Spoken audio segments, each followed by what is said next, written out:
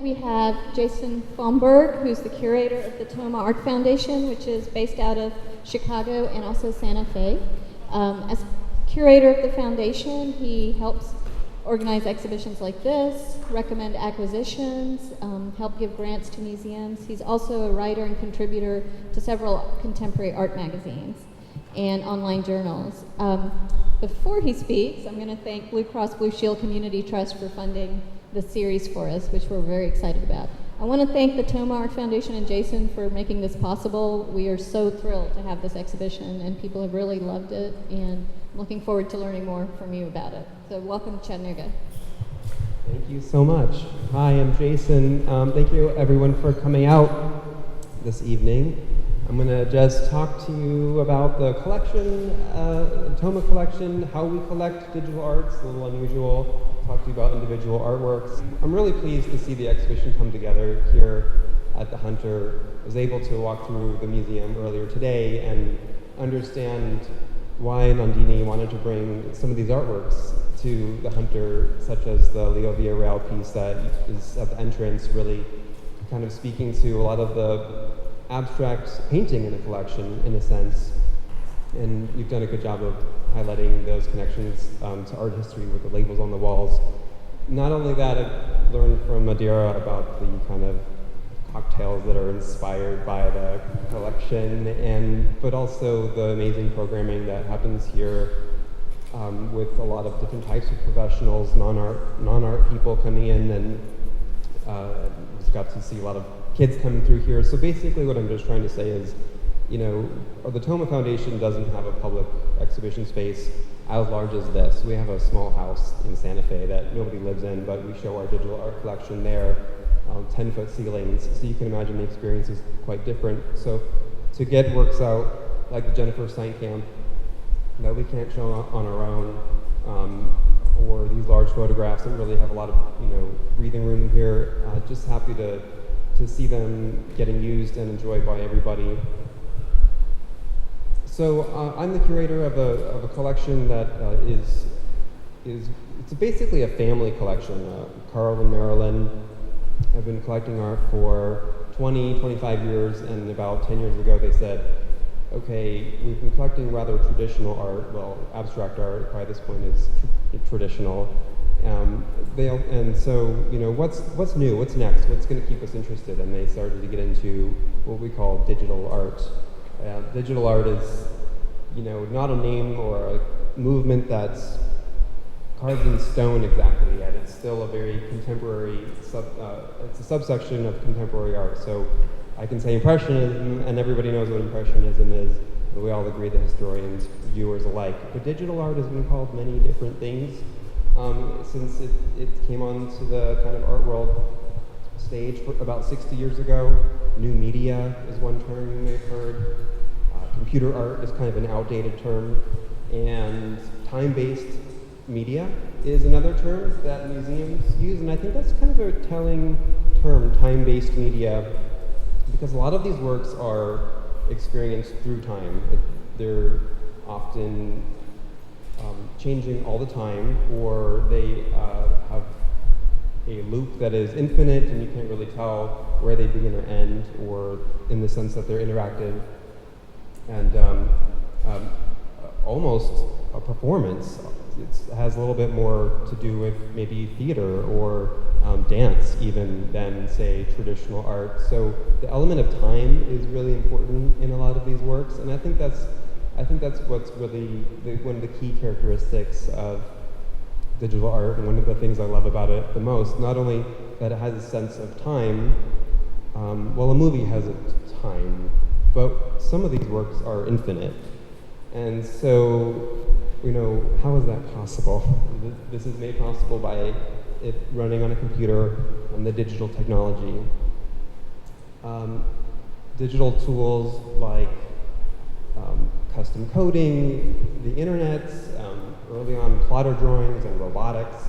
Our artists have often been at the very start or at the early stages of wanting to play with these new tools. So we may say every artwork has a technology component, you know, maybe the chemistry of Picasso's paint pigments has a kind of a technology to it, and I'm sure he was very into his paints in the same way that an artist who codes, like Leo Villarreal, is very much into the material of his artwork, which is millions of lines of code.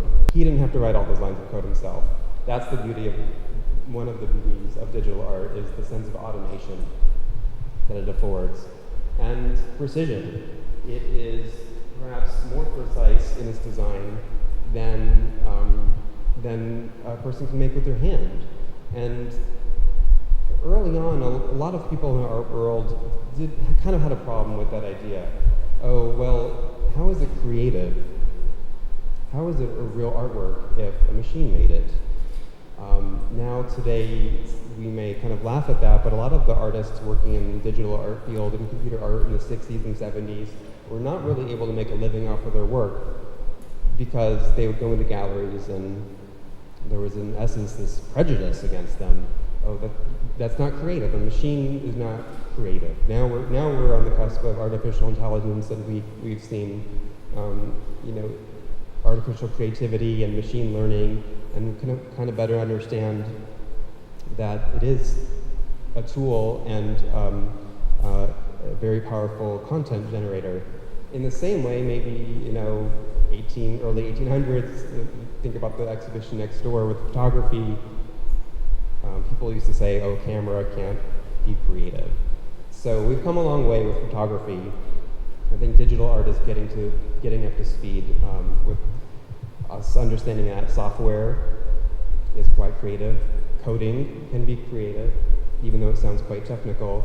It's a beautiful blend of math and art. I think if an artist like Leonardo da Vinci was alive making art today, he'd be somebody that we would want in our collection. The kind of artists that we collect are thinking in a mathematical language often. They're thinking in a programming language and a visual one. It's right and left brain together. That's why shows like this make a really great statement for classes doing STEAM learning or STEM. STEAM with A. So one of my favorite works, and people always ask that, so I'm just going to put it out there, is the Leo Villarreal Big Bang. Leo is also represented in the front with the works Double Scramble. They're both works that are LEDs, running on LEDs. They both have hidden computer components in them, and the patterns and color combinations that you're seeing in them will not repeat in your lifetime. So you're, in essence, witnessing an artwork that's in a constant state of creation. And when I say that it's infinite in the sense that the number of combinations are so vast, they will repeat themselves perhaps in 85 to the power of 200 years. It's something, a number so big there's not even a name for it, right? How does that happen in an artwork like this? So the artist didn't exactly design how the patterns would express themselves over those billions and billions of years. It's not like he's an animator and drew every cell and then pushed play. Instead, this is an artwork of generative art. So he set the kind of conditions for the algorithm to begin, and then it will run on its own, generating itself, almost like having, almost like becoming the artist itself. Once the artist passes on, the artwork will continue creating itself. That kind of blows my mind about some of these artworks. Some of the works are a little bit more video-based, even though it is digitally generated, like Jennifer Steinkamp. That's not a work that we would say is generative. It is digital video in the same way that Jim Campbell is digital video using LEDs. But the Jim Campbell, to me, represents kind of the pinnacle of what we think about as the special qualities of digital art. That the speed and power of microprocessors has come so far to create something so advanced, and yet when I look at this, I see the cosmos and something that is infinite in dimension, space, and time, and also something that people 100 or 10,000 years ago would have looked up to the night sky to see as well.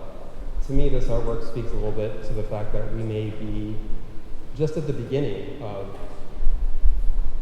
what is possible with digital art.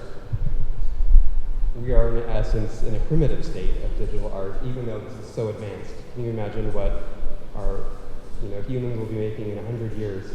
I believe it's said that the power of microprocessors doubles every 2 years. So it's just this exponential growth. Think about what computers were like in the 60s, right?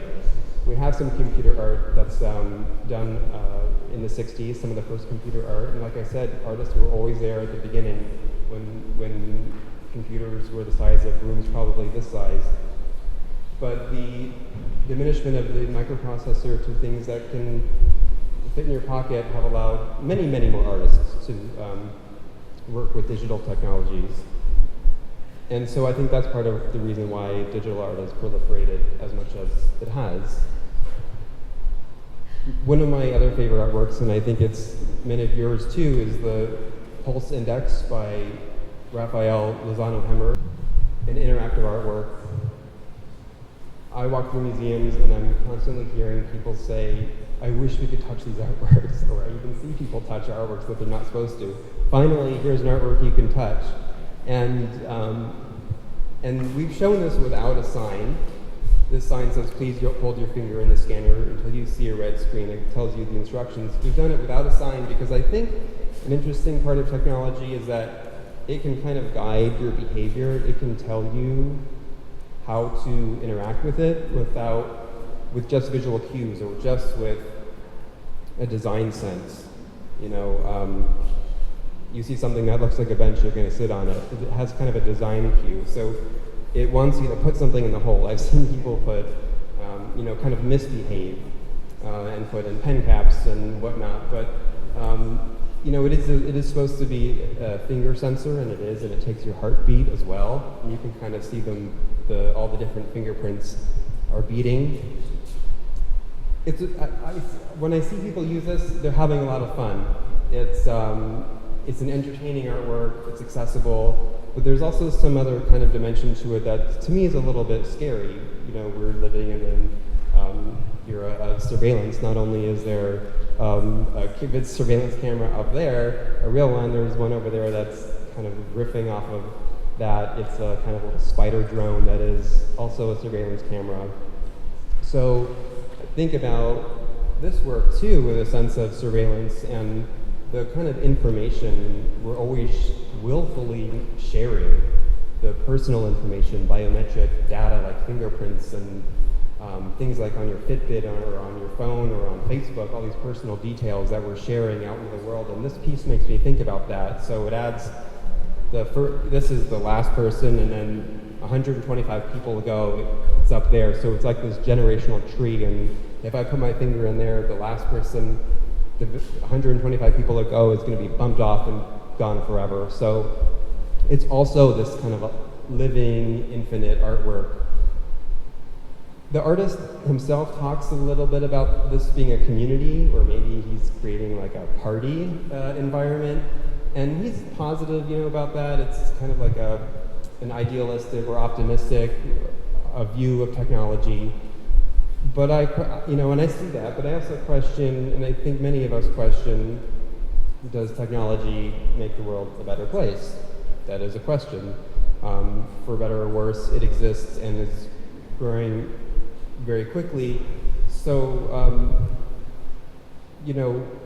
it's interesting to observe people who right away just go ahead and put their finger in there without thinking about it. There's just such a sense of trust in participation with this artwork.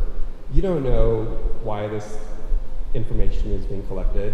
Is it sending your fingerprints to the artist and he's putting it in a database and he's going to create, a robot workforce based on your DNA? I mean, obviously not, but it just shows how willingly we really want to go in and trust technology. And to me, that's kind of a cautionary tale as well as a positive. I want to point your attention to this artwork in the back, which is a little bit different for the collection, this sculpture, a digital sculpture. a lot of the artworks here are abstract, and we collect a lot of what we call digital abstraction. That would be things that we see really coming out of the lineage of Frank Stella, Paul Jenkins, and a lot of the artists that you have in your mid-century painting collection. So digital abstraction. But this one is, more out of the figurative and photographic tradition. It is a replica of a 7th century Greek amphora that's in the collection of the Met in New York. It's the ceramic, the real one is the same size. So when you stand next to it, it's a very large vase, and you get that sense of the volume from this replica. This artwork, though, is so unusual because I think I see a lot of artists using, thinking about what is digital sculpture. Certainly, maybe that's a digital painting. There's other senses of digital sculpture, which I think is a really unusual, odd genre.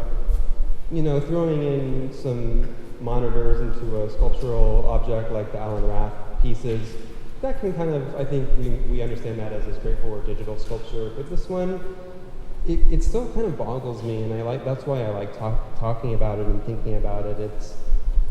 I think the artist was trying to create a way to make a replica of something, of an artifact, change the surface of it from hard and fragile to something soft, and it almost looks like it's glitching in its recreation. You see pixels and bits are falling off of it, and it's pinned together in kind of a funky way. And I think it plays off of the term digital artifact. Has anyone heard this term, digital artifact? Well, if you've used a scanner connected to a computer, most of us have done that. Let's say you're going to scan a document. When it comes up on your screen, it may have all this gray area, the shadows from the light that was, in the scanner. That's not part of the original document, but that's a digital artifact. That's I guess a digital term. And so he's playing with this idea of what is an artifact. Clearly, a 7th century Greek vase is an artifact in the Met's collection, an established masterpiece, perhaps. And why does the Met get to have that object that was unearthed in Greece, an American museum? This has been a controversy some of us have followed. And then how can we because digital is all about a culture of sharing, like I was talking about with sharing your fingerprints, how do you share something like a Greek masterpiece?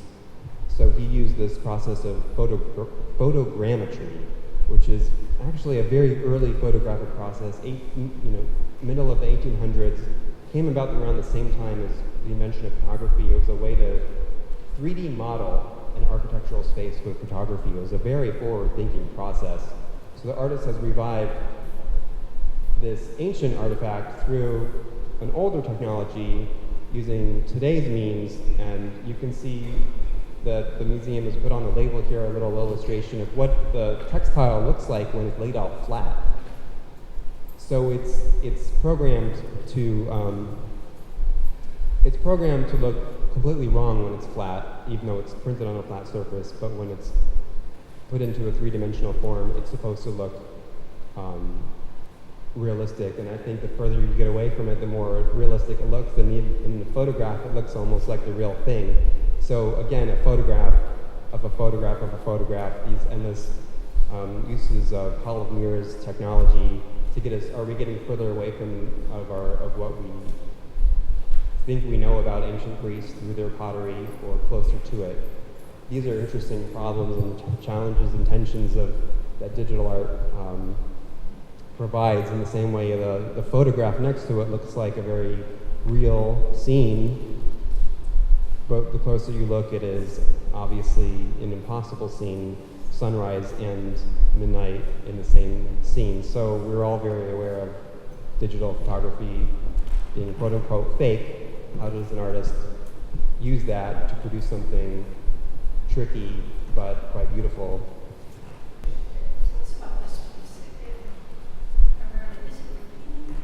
It is repeating. It's on a loop. I can't tell where it loops. Can you? No. Yeah, but it's a animation by Jennifer Steinkamp called Bouquet. And she calls it a bouquet because she's brought together many different types of flowering trees. It's like a bouquet of trees. You can almost imagine yourself looking down on, from above like a canopy, and it's all seasons too. So it's kind of this impossible bouquet because it has fall and spring.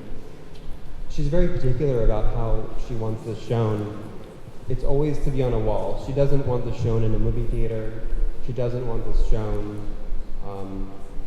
in any kind of special space like that. It's supposed to be that you encounter it as a piece of the architecture, almost like a virtual kind of hyper reality,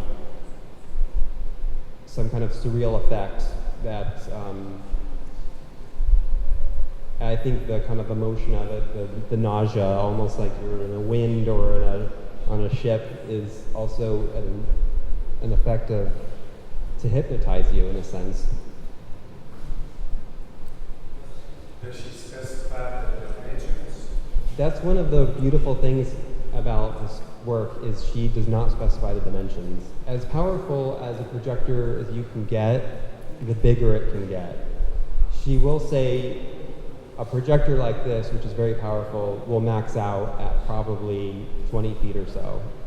But you could project it on the side of the Empire State Building if you have a powerful enough projector.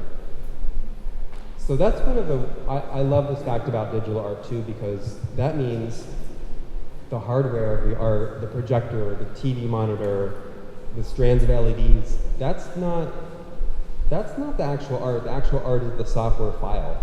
It's this piece of software, millions of lines of code. If that television breaks, and I guarantee you it will one day, we can take that file. It's not going to do it for me, don't worry. It's just everything has planned obsolescence. We can take that file and put it in a new TV. So unlike a painting that once it's damaged, it's probably, even though there's the best conservators, you stick a pencil into a Picasso, you may not ever get it the same. Digital artworks, you could probably put them in a rocket ship and send them into outer space and have aliens recreate them, because these files, as long as we keep them updated, can be migrated to different hardware all the time. I love that fact. Yeah, we could just email the files. So the transportation costs can be a lot cheaper. So this artist with the selfish genius, Daniel Rosen, he's emailed me this artwork before. And so does that mean someone could steal it easier? Maybe. But we don't like to talk about that, of course. Some of our works do live on the internet, and ours is maybe susceptible to that. That's kind of a new danger with collecting digital art. So people are coming up with blockchain and different passwords to protect them, because at the end of the day, we want to store all of these artworks on a password-protected file, in the same way that you store your files, your personal files nowadays. So I always tell young people that digital art conservation is really, if you have a good brain for both art and science, go into digital art conservation, because we need you. These artworks are very susceptible, because of the file formats, to I'm kind of explaining that they are eternal, but they can get corrupted in the same way you get a virus on your computer. So I always tell people, go into digital art conservation if you want a future in the art world. That's where the future is. Most of these artists have galleries in New York, LA, Chicago, and usually they'll sell them in editions. So Bouquet, I think, is an edition of 3. That means there's 2 other versions of these out in the world. One of them is owned by the U.S. Consulate Embassy in China. Can't remember the city, so it's on permanent display there. And then that's the end of the edition. So it's kind of this artificial idea that they're unique, but not unique, in the same way that printmaking has editions. But all of these, sometimes we commission pieces directly from the artists, and a lot of these artists are better known for their public art works. So Leo Villarreal has a big piece on the Bay Bridge, the largest LED artwork in the world, and Bjorn Scholke with a little spider drone. If you ever fly through the San Jose Museum, San Jose Airport, he has a drone that's like 20 feet tall, and Jennifer Steinkamp projects on the side of buildings, and Jim Campbell just completed an artwork on the new skyscraper in San Francisco at the very top. So these artists are almost better known for their major public artworks, and then they do sell these smaller works in order to fund the big projects that cost way too much money.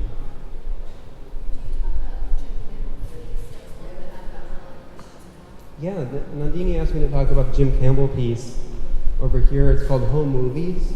Home Movies, and then in parentheses, pause. My recommendation is to view the artwork from as far away as possible. The closer you get, the harder it is to see. And that's because he treats every LED on here like a single pixel. So that means it has really bad resolution.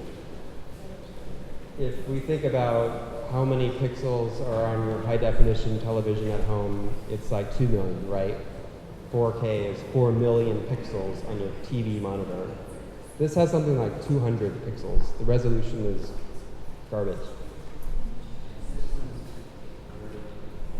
Can this be converted into 4K is your question? We want it to be. This was made in 2008 or something and before 4K, so we would have to go to the artist and ask, but we want that. Jim Campbell used to work and really made his money in his career as producing high-definition television chips for a TV company in Silicon Valley. And then realized once he became an artist, he wanted to make low-resolution artworks. He wanted to pull apart the field of pixels so far to the point, to the edge of perception, so that when you look at this, what do you see? What do you feel like you see? Family movies, yeah. It kind of comes through. Even though you can't make out exactly what they're doing or who they are, you get the sense of the family footage. For some reason, there's just this idea of how families play or interact is embedded in our brains, and how we film them too. And then it pauses. And when it pauses, notice what happens.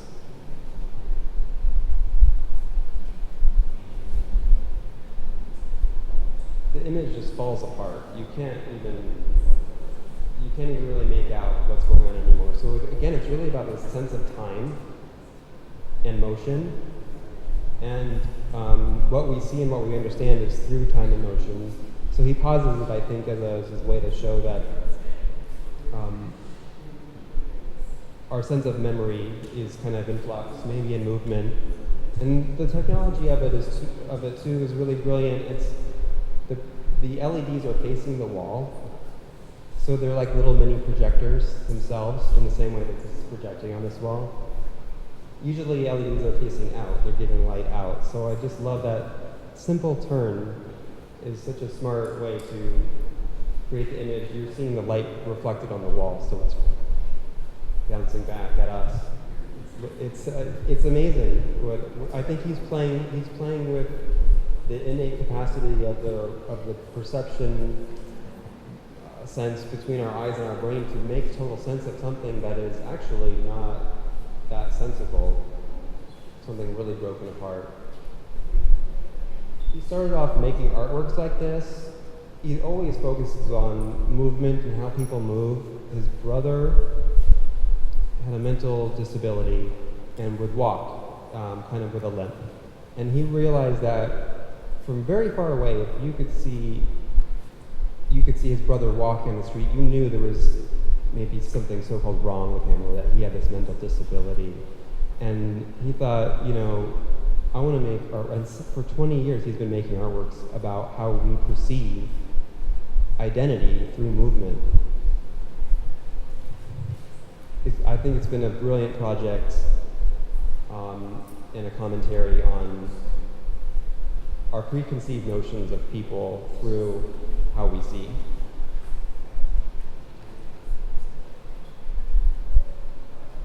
If I may jump in, this is more a fun fact than anything, but I was talking to one of the security guards earlier today, and she was telling me just what Jason was saying, the further away you get, the more crisp the image becomes. She was telling me from the security camera that the museum has up in this top corner, in the far corner of the gallery here, from downstairs at base when they're looking at the security cameras, becomes extremely, extremely clear. She said she can see it in more of a crisp way than anywhere in the actual gallery space. So Also, that was really interesting. if you Yeah. actually look at it through the lens of your camera on your phone, it clarifies the image as well. There you go. All the security guard secret tricks. That's because it compresses the resolution down, because the resolution becomes better because it becomes so much smaller. That's very great, very cool. This is Selfish Gene Mirror. Has anybody stood in front of it long enough to know what it does or how it behaves? It rewards slowness. It's so much digital technology today is about fast paced, right? I mean, we even think about a microprocessor and what it's capable of computing, the millions of pieces of data it can process in a nanosecond. You think that might produce an artwork of chaos, but this and many of the artworks really are more about slowness and stillness. So the artist has programmed a algorithm that he calls a gene, and there's 10,000 of these little genes on the screen. You can see them kind of roaming around and blooming. They're almost like bacteria, but he relates them more to genes and genetics, and the idea that the human species and any species really survives or has the impulse to survive on the genetic level, as opposed to at the level that we exist in our consciousness right here today. Not only saying, I want to live, I want to survive, I want to have kids and continue the human species, but our genes are behaving, or so-called have a one-track mind to survive as well. That's a bit of Darwinism, I suppose. And so the artist is playing with that idea that these genes only survive, and this is an algorithmic rule, they survive if they find you on screen. And once you move, they die. So in a way, this is kind of alive, this artwork, and it doesn't record you. The images are not saved and they go away. It's a magic mirror that has kind of a biological commentary, I suppose. It's funny, a lot of the artists do think about nature, Jennifer Steinkamp's flowers, or your fingers, or the cosmos, or the artist doing the African watering hole. Why are artists working with cutting edge technology wanting to think about going back to nature is a question I often ask myself. And I don't always know the answer, but I welcome many thoughts. It really doesn't capture motion. Does not capture motion. So there I am. I walk across. It's like many of these artworks, it's a selfie magnet, and I look on Instagram and see how many people have taken selfies with Jennifer Steinkamp projecting on their face, and to me that means they like it. It's good artwork. There's a theory of, I don't know, I guess an art theory that when an artwork is projecting onto architecture or onto you, it's kissing you. So there's a book called Kissing Architecture, all about projecting artwork onto buildings and that they're being kissed by these by these artworks, and I like that terminology. It kind of brings it to a human level, even though we're talking about very, complex mathematical procedures, that an artwork can just kind of have a human quality.